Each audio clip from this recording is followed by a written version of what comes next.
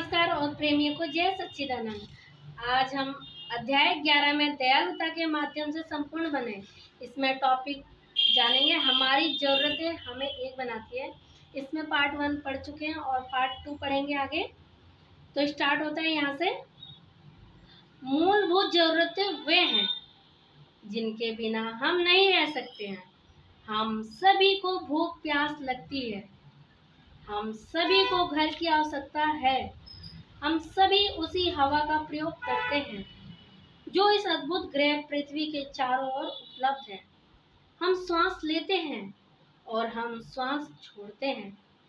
आगे है, हम अपनी जरूरतों को पूरा करने के लिए एक साथ जिस तरह काम करते हैं वो हमेशा स्वार्थ और परोपकार की भावना का एक सुंदर मिश्रण है। आज जब हम दुनिया भर के में देखते हैं जिसे हम इंसानों ने बनाया है, तो हम क्या देखते हैं? हमने कैसे अपनी सभी जरूरतों को पूरा करने की कोशिश की है। यह अद्भुत मानवीय प्रवृत्ति है। इसमें उदारता, सुंदरता और कई लाभ भी दिखाई पड़ता है। दूसरी तरफ हम भय और लालच के प्रभाव को देखते हैं। प्रदूषण, भोजन की कमी, स्वास्थ्य संबंधी समस्याएं। यहाँ फिर से चयन महत्वपूर्ण है। अगर हम बुरे काम करते हैं तो हम अच्छे काम भी कर सकते हैं। ये मनुष्य ही है जो अक्सर अन्य मनुष्य के लिए भयानक परिस्थितियां पैदा करता है, लेकिन वही मनुष्य उन परिस्थितियों को ठीक भी कर सकता है।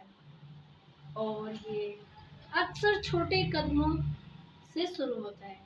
आगे है, भूख को ही लीजिए। भूख लगना स्वाभाविक है, लेकिन भोजन की कमी मनुष्य द्वारा बनाई गई समस्या है। अगर हम इसके साथ सही तरीके से काम करें तो प्रकृति हम सभी के लिए जरूरत से कहीं अधिक भोजन प्रदान कर सकती है।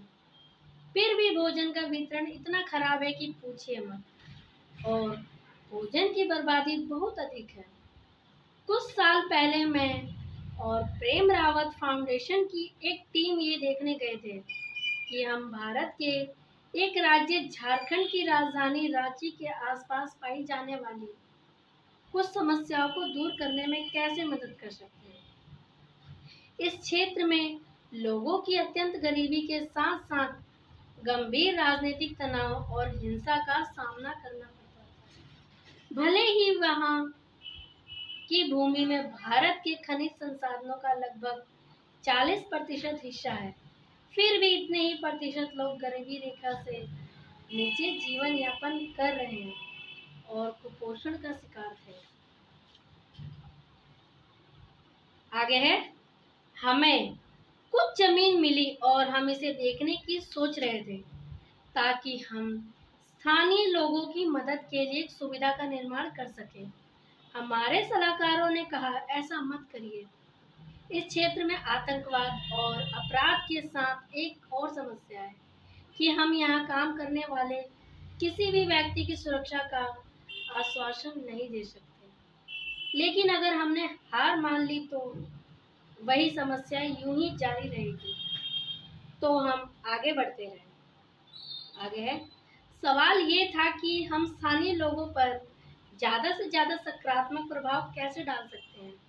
किसी ने कहा कि हमें अस्पताल बनाना चाहिए, लेकिन हमारे पास कोई अनुभव नहीं था।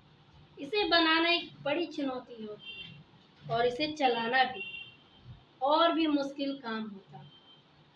फिर किसी ने सुझाव दिया कि हम एक स्कूल बनाएं, लेकिन उस क्षेत्र में पहले ही से ही बहुत सारे स्कूल थे और फिर से मुझे नहीं लगा कि हमारे पास इसका प्रबंध करने की क्षमता है। फिर हमने पोषण के बारे में सोचा और सभी लोगों के इसके लिए सहमत हुए। कई परिवारों की स्थिति काफी निराशाजनक थी। मैं जिन स्थानीय बच्चों से मिला उनमें से कुछ ने चूहों के बिलों को खोजना और खोदना सीख लिया था ताकि वे चूहे द्वारा एकत्र किया गया भोजन चुरा सके। हमने एक बड़ा भोजनालय बनाने का फैसला किया, जिसमें रोजाना गरम पौष्टिक खाना मुफ्त में मिले। इस पार्ट में बस इतना ही, और दूसरा पार्ट, आगे का पार्ट हम जानेंगे अगली वीडियो में। बस इतना ही।